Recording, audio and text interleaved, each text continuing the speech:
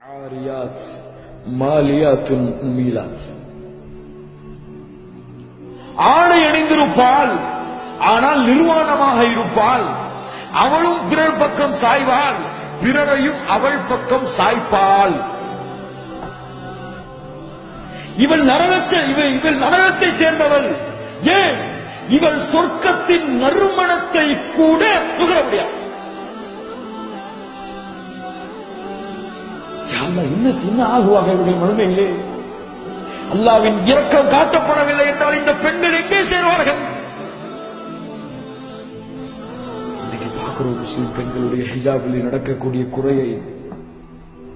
அல்லாஹ்வுடைய மார்க்கத்தை தூர எறிந்துவிட்டு பள்ளிக்கூடங்களிலே ஹிஜாபை பேணாமல் இருக்கக்கூடிய பெண்களை, கல்லூரிகளிலே ஹிஜாபை அணியாமல் ஆண்களோடு கலக்கக்கூடிய பெண்களை, அப்படியே ஹிஜாப் அணிந்தாலும் இஸ்லாம் முறையில் இல்லாமல் அழகோடு ஆலங்கனத்தோடு அழகோடு அலங்காரத்தோடு அவரும் பிறர் பக்கம் சாயும்படியாக, பிறருடைய பார்வையும் அந்த பெண்ணின் பக்கம் சாய்க்கும்படியாக ஆடைகளை அணிந்து வருபவர்களை ரசூலுல்லாஹி ஸல்லல்லாஹு அலைஹி வஸல்லம் சர்டிபிகேட் கொடுத்தாங்க.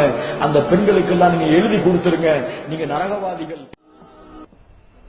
தன் மனைவிக்கு ஒருவர் அனுமதிக்கிறார், தன் பிள்ளைகளுக்கு ஒருவர் அனுமதிக்கிறார், தன் சகோதரனுக்கு இந்த ஆடையை ஒருவர் அனுமதிக்கிறார்.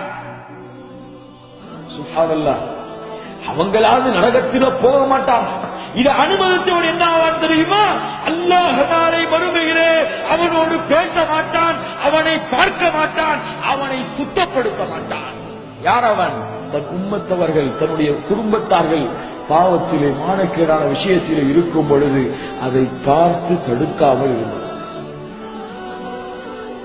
முஹம்மது நபியின் உம்மத்திலே நடக்கக்கூடிய காரியங்கள். சுப்ஹானல்லாஹி ரப்பில் ஆலமீன். யோசித்து பாருங்கள் கண்ணியத்துக்குரியவர்களே, ஐனல் ஈமான், ஐன உம்மத்து முஹம்மத். எங்கே சென்று கொண்டிருக்கிறது இந்த உம்மா? எங்கே சென்று கொண்டிருக்கிறது இந்த உம்மா? இதை தடுப்பதற்கு கூட்டம் எங்கே? இதை தடுப்பதற்கு, நன்மையை ஏவி தீமையை தடுத்து அல்லாஹ்வுடைய கட்டளைக்கு இந்த சமுதாயத்தை கொண்டு வருவதற்கு ஒரு வாலிப கூட்டம் எங்கே?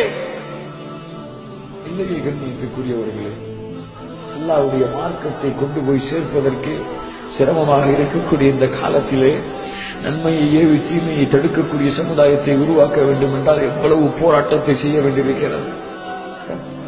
அப்படி ஒரு சமுதாயம் உருவாகாத வரை இந்த பாவங்கள், குற்றங்கள், நபி கூறிய முன்னறிவிப்புகளை இந்த சமுதாயத்திலிருந்து தூய்மைப்படுத்த கூடக்கூடிய, நன்மையை ஏவி தீமையை தடுக்கக்கூடிய கூட்டம் வராத வரை அல்லாஹ்வுடைய லஅனத் அந்த சமுதாயத்தில் இருக்கும். பாதுகாப்பான